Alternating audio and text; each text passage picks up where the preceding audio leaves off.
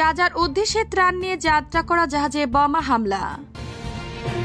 যুক্তরাষ্ট্রকে ফের হুঁশিয়ারি দিল ইরান। ইসরায়েলি বিমান ঘাঁটিতে হুতির হামলা বাজল, সাইরেন ফ্লাইট বাতিল। পাকিস্তান নিয়ন্ত্রিত কাশ্মীরের বাসিন্দাদের খাদ্য মজুদের নির্দেশ। মিয়ানমারে জান্তার 243 হামলা, নিহত 2 শতাধিক।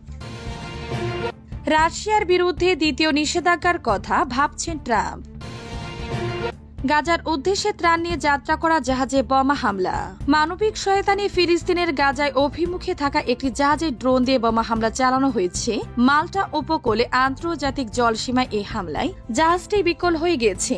শুক্রবার এক বিবৃতিতে ওই মানবিক সহায়তা আয়োজককারী সংগঠন ফ্রিডম ফ্লোটিনা কোয়ালিশন এফএফসি এক বিবৃতিতে এ তথ্য জানিয়েছে। হামলার জন্য ইসরায়েলকে দায়ী করে সংগঠনটি বলেছে, নিরস্ত্র বেসামরিক জাহাজটির সম্মুখভাবে সশস্ত্র ড্রোন দিয়ে 2 বার হামলা চালানো হয়েছে। এতে জাহাজটিতে আগুন ধরে যায় এবং এর কাঠামোয় বড় ধরনের ফাটল দেখা দেয়।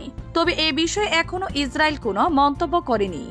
ত্রাণবাহী জাহাজটি বর্তমানে মাল্টা উপকূল থেকে 14 নেটিকেল মাইল 25 কিলোমিটার দূরে অবস্থান করছে। জাহাজে গাজাবাসীর জন্য মানবিক সহায়তার পাশাপাশি অধিকার কর্মীরা ছিলেন। তারা জানিয়েছেন, শুক্রবার ভোরে জাহাজের জেনারেটর লক্ষ্য করে হামলা চালানো হয়। এতে সেটি বিদ্যুৎহীন হয়ে পড়ে এবং ডুবে যাওয়ার ঝুঁকি তৈরি হয়। সামাজিক যোগাযোগ মাধ্যমে ফ্রিডম ফ্লোটিনা কোয়ালিশনের পোস্ট করা ছবি ও ভিডিওতে দেখা গেছে জাহাজের উপর আগুন জ্বলছে ও বিস্ফোরণ ঘটছে। জাহাজে 12 জন নাবিক ও 4 জন বেসামরিক নাগরিক ছিলেন। জানিয়ে মাল্টা সরকারের এক বিবৃতিতে বলা হয়, তারা সবাই সুস্থ আছেন। জাহাজটিকে সহায়তা করতে কাছাকাছি থাকা একটি টাগ বোটকে নির্দেশ দেওয়া হয়েছে বলে মাল্টা সরকারের ওই বিবৃতিতে উল্লেখ করা হয়েছে। অন্যদিকে ফ্রিডম ফ্লোটিনা কোয়ালিশন জানিয়েছে, 21টি দেশের অধিকার কর্মীরা জাহাজটিতে ছিলেন। ইসরায়েলের বেআইনিভাবে গাজা অবরোধ করে সেখানে হত্যাযজ্ঞ চালানোর প্রতিবাদ এবং গাজাবাসীর জীবন রক্ষার জন্য অন্তত প্রয়োজনীয় সহায়তা পৌঁছে দেওয়ার লক্ষ্য নিয়ে তারা যাত্রা করেছিলেন। যুক্তরাষ্ট্রকে ফের হুঁশিয়ারি দিল ইরান। ইরানের পররাষ্ট্র মন্ত্রণালয় জানিয়েছে, ওয়াশিংটন তেহরানের উপর নতুন নিষেধাজ্ঞা আরোপ করার পর আমেরিকার সাথে পরোক্ষ আলোচনায় হুমকি ও চাপের কাছে মাথা নত করবে না তেহরান। শুক্রবার এক বিবৃতিতে মন্ত্রণালয়টি আবারও কূটনীতির পথে ইরানের প্রতিশ্রুতি এবং আমেরিকার সাথে আলোচনা চালিয়ে যাওয়ার প্রস্তুতির কথা নিশ্চিত করেছে। এতে বলা হয়, ইসলামী প্রজাতন্ত্র ইরান কোনো অবস্থাতেই জাতিসংঘের সনদ এবং আন্তর্জাতিক আইনের নীতি লঙ্ঘন করে এবং হুমকি ও চাপের পন্থা সহ্য করবে না। ইরানের জাতীয় স্বার্থের ক্ষতি করা এবং ইরানের জনগণের মানবাধিকার লঙ্ঘনের জন্য এই ধরনের পন্থা তৈরি করা হয়েছে। এতে বলা হয়, ইসলামী প্রজাতন্ত্র ইরান কোনো অবস্থাতে জাতিসংঘের সনদ এবং আন্তর্জাতিক আইনি নীতি লঙ্ঘন করে এমন হুমকি ও চাপের পন্থা সহ্য করবে না। ইরানের জাতীয় স্বার্থের ক্ষতি করা এবং ইরানের জনগণের মানবাধিকার লঙ্ঘনের জন্য এই ধরনের পন্থা তৈরি করা হয়েছে।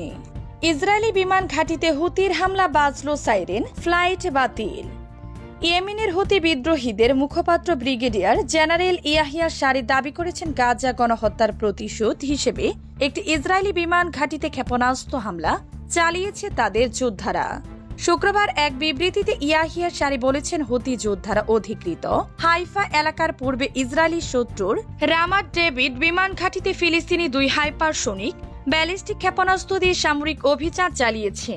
আল্লাহর রহমতে ক্ষেপণাস্ত্রটি সফলভাবে লক্ষ্যবস্তুতে আঘাত এনেছে। ইসরায়েলের আকাশ প্রতিরক্ষা ব্যবস্থা এটিকে বাধা দিতে ব্যর্থ হয়েছে। বিবৃতি অনুসারে গাজায় মার্কিন সমর্থিত ইসরায়েলি যুদ্ধের বিরুদ্ধে নিবেদিত ফিলিস্তিনি জনগণের সমর্থনে এই হামলা চালানো হয়েছে। সারি প্রতিশ্রুতি দিয়েছেন, ইসরায়েলি যুদ্ধ শেষ না হওয়া এবং গাজার উপর আরোপিত অবরোধ প্রত্যাহার না হওয়া পর্যন্ত প্রতিশোধমূলক অভিযান অব্যাহত থাকবে। ইসরায়েলি সেনাবাহিনী জানিয়েছে, তারা ইয়েমেন থেকে একটি ব্যালিস্টিক ক্ষেপণাস্ত্র নিক্ষেপের বিষয়টি শনাক্ত করেছে, কিন্তু তারা এটিকে আটকাতে পেরেছে কিনা সে বিষয়ে কোনো তথ্য দেয়নি। ইসরায়েলি বাহিনী বলেছে, তাদের ক্ষেপণাস্ত্র ব্যবস্থা হুমকি প্রতিহত করার জন্য কাজ করছে।